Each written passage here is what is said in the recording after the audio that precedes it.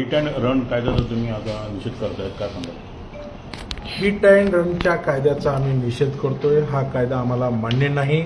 सरकारने, केंद्र सरकारने ज्या धर्तीवरती कायदा केला त्या धर्तीवरती ह्या ड्रायव्हर लोकांना न्याय देण्याचं काम करावं. ड्रायव्हर लोकांवरती एक प्रकारचा अन्याय आहे आणि म्हणून आम्ही ऑल इंडिया वाहन चालक मालक महासंघाच्या माध्यमातून पूर्ण राज्यच नसून भारताच्या सर्व राज्यामध्ये आमचं आंदोलन चालणार आहे. भारतभर आंदोलन चालणार आहे. पुढे आम्ही मोठं उग्र आंदोलन करू. पण सर, अजून पारित झाला नाही आहे तो कायदा? नाही झाला. कालचं स्टेटमेंट आहे. राज्यपालांनी, राष्ट्रपतींनी सह्या केल्या. तुम्ही रात्रचं स्टेटमेंट घ्या टीव्हीचं, माझ्याकडे तो प्रूफ आलेला आहे. राष्ट्रपतीची काल सही झाली. हिट अँड रनचा कायदा कन्फर्म झालेला आहे. 2 दिवसापूर्वी काही विविध संघटनेने सांगितलं की तो कॅन्सल झाला. असं नाहीये, दिशाभूल आहे. आमच्या ड्रायव्हरची जिंदगी बर्बाद होण्याचा हा कायदा आहे. आम्ही त्या कायद्याचा जाहीर निषेध करतोय. कसं आंदोलन? आंदोलन उग्र असेल. भारताच्या सर्व राज्यामध्ये चक्काजाम, स्टेरिंग छोडो आंदोलन. आता चक्काजामचं झालेलं आहे. आता स्टेरिंग छोडो आंदोलन सर्व राज्यातून, सर्व राज्याच्या वाहन चालकांना आम्ही आवाहन करतोय. आता स्टेरिंग छोडो आंदोलन. 2 दिवस आंदोलन झाले, 2 दिवस गाड्या बंद होत्या. 500 कोटीच्या वरी सरकारचं नुकसान झालेलं आहे. आणि स्टेरिंग छोडो, ड्रायव्हर लोक ज्या दिवशी थांबणार त्या दिवसापासून सरकारचं किती नुकसान होईल. सरकारला का कमी आबादी मिळते का? एक प्रकारे ह्याच्यामध्ये सरकारला 50% आमदानी आणि ह्या वाहतूक सेक्टरमधनं सरकारला 50% महसूल मिळतो. मग त्याच्यावर सरकारने गांभीर्याने विचार करावा. हे आता इंग्लंड सारखा कायदा होईल. इंग्लंडला ड्रायव्हर लोकांचं प्रमाण कमी झालेलं आहे. विनंती करताय ड्रायव्हर लोकांना या म्हणून. आता भारतात अशी पद्धत परेशानी होईल की वाहन चालकांना सरकार बोलवेल की या. तेव्हा आता येणाऱ्या काळामध्ये बऱ्यापैकी वाहन चालकांचं, ड्रायव्हर लोकांचं प्रमाण कमी होऊन जाईल.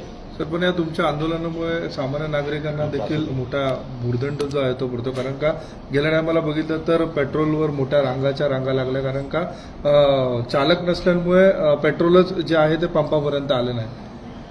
जनतेच्या सुविधेसाठी हा वाहन चालक भारताचा 1 नंबर सैनिक आणि दुसऱ्या नंबरचा रोडवर चालणारा सैनिक हा ड्रायव्हर आहे. आणि या ड्रायव्हरला कोविडमध्ये कामं केलं नाही का? देशाला जगवलंय या ड्रायव्हर लोकांनी. आणि ह्याच्यावर कायदा आणि जनतेला पेट्रोलसाठी, अन्न सगळ्या काही व्यवस्थेसाठी जर का ड्रायव्हरने विचार करावा असं वाटत असेल तर सरकारनं 10 वर्ष कोण जाईल जेलमध्ये? परिवार कुणाला प्यारा नाही का? परिवारावर अन्याय होतोय. 10 वर्ष जेल, 7 लाख रुपये दंड, पगार चालवून त्याच्या मुलाबाळाचं शिक्षण करू शकत नाही. आणि मग जनतेच्या या अत्यावश्यक सेवेसाठी सरकारनं तो धोरण ठरवावं काय करायची ती. पेट्रोल बंद होतील, डिझेल बंद होतील. वाहन चालकांनी, ड्रायव्हर लोकांनी स्टेरिंग जर सोडली तर निश्चितपणे काही लोकांना अशी वेळ येईल. पुढच्या काळामध्ये आपण सगळे साक्षीदार असाल. आमचे आंदोलन आहेत. काही लोकांना 4-4 दिवसाचे फ्रीजमधले पाव सुद्धा खायची वेळ येईल. स्टेरिंग सोडली काय करणार? 50% भारताची अर्थव्यवस्था याच्यावर चालणारी आणि दळणवळण यंत्र बंद होऊन जाईल. सर, सनदशील मार्गाने तुम्ही कोर्टात जाणार आहात का? एका पर्सननी कोर्टामध्ये दाखल केलेला आहे हा गुन्हा, आपला हा कायदा रद्द करावा. त्याचा आणखी निकाल आलेला नाहीये. परंतु निश्चित आम्ही कोर्टाला जाऊ, कोर्टातही जाऊ आणि कायदेशीर लढाई लढू आणि रस्त्यावरची पण लढाई लढणार. कधीपासून तुमची बंद सुरू होणार? आम्ही 10 तारखेपर्यंत वाट पाहतोय. 10 तारखेपर्यंत सरकारचा काय निर्णय होईल, सरकार याच्यावर काय निर्णय घेतंय ती बघूया. पुन्हा रस्त्यावरची लढाई आणि एक बाजूला कोर्टाची लढाई.